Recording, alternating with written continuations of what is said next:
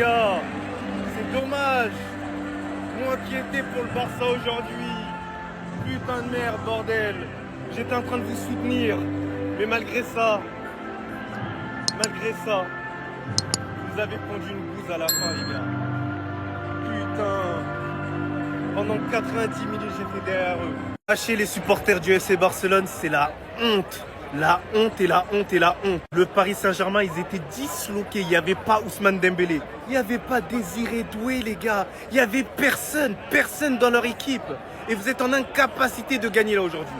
Vous êtes en incapacité de battre cette équipe-là. Une climatisation, mais laisse tomber Starfall là.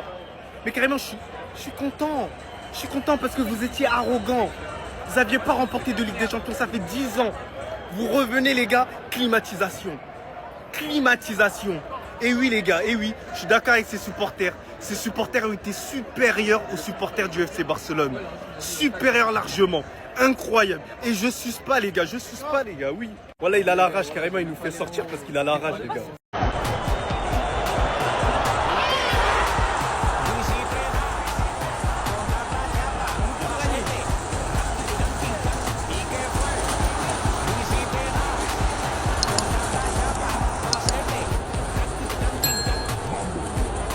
Vous gagnez, genre.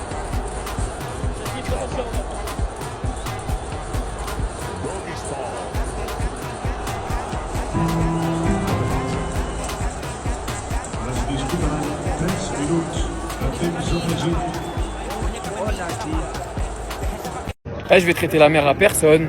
Vous n'allez pas avoir l'énervement que vous attendez. Voilà, je vous le dis. Je suis encore juste devant le stade. J'ai pas les mots, frère. Il nous a éteints. Il nous a tués. Lui qui avait mis le PSG au fond du trou, aujourd'hui m'a mis moi au fond du trou. Là, je vais trouver zéro excuse. Paris méritait sa victoire. Paris était au-dessus. Luis Enrique a éteint Flick tactiquement. Au stade, c'était effrayant à quel point on n'était pas capable de ressortir un putain de ballon. On a joué que dos au jeu. Il n'y avait aucune envie. Et en vrai, pendant tout le match, je me suis dit, les joueurs, ils ont pas envie. Les joueurs, ils mouillent pas le maillot. Mais voilà la vérité. Là, je vais vous dire la vérité. Là, avec du recul à chaud, à froid. Luis Enrique, il a aligné cette équipe. En attaque, Mbaye, Mayulu, Barcola. En défense, Zabarni. Le match de Zabarni, frère. Aoudou Billah, c'est une dinguerie, Mbaye, Mayulu. En fait, le match, c'est un collectif Paname. Pas de star, pas de je sais pas quoi. Doué, il est pas là, c'est pas grave. Dembélé, il est pas là, c'est pas grave. L'équipe, elle tourne de la même manière. Le pressing, l'intensité, elles nous ont tués, frère. Ah là, cet homme-là, j'ai toujours crié mon amour pour lui, j'ai toujours dit à quel point je le trouvais fort. Aujourd'hui encore une fois, il l'a prouvé, ce qu'il donne offensivement. Et voilà, bref les gars, moi je vais vous dire la vérité. Je vais crier sur personne. C'est la première fois que je vois une défaite de mon club au stade. Je suis dépité. Il y avait Abdé et Kevin, ils étaient là pour rigoler comme des hyènes. Je suis tellement frustré. Mais voilà, on méritait pas la victoire. Qu'est-ce que vous voulez que je vous dise de plus? Il n'y a rien à dire, on méritait pas, c'est tout. Bravo les Parisiens. Faut savoir reconnaître sa défaite des fois. Tu l'insultes, t'aimes pas le Barça. Voilà, je pensais jamais dire ça dans ma vie. Les deux meilleurs joueurs aujourd'hui sur le terrain, vu du stade, Gérard Martin avec des couilles et Eric Garcia. Les deux avoir porté notre défense. Koundé, il s'est fait mélanger. Koubarsi, je préfère même pas parler de son match. Encore une fois, je le répète, je veux pas qu'on tire sur Koubarsi, mais si aujourd'hui ça avait été Araujo, mais MDR, à quel point on lui serait tombé dessus. Le match que ces deux nous ont sorti défensivement, je vous jure qu'aujourd'hui, sans ces deux mecs-là, je sais même pas on en prend combien.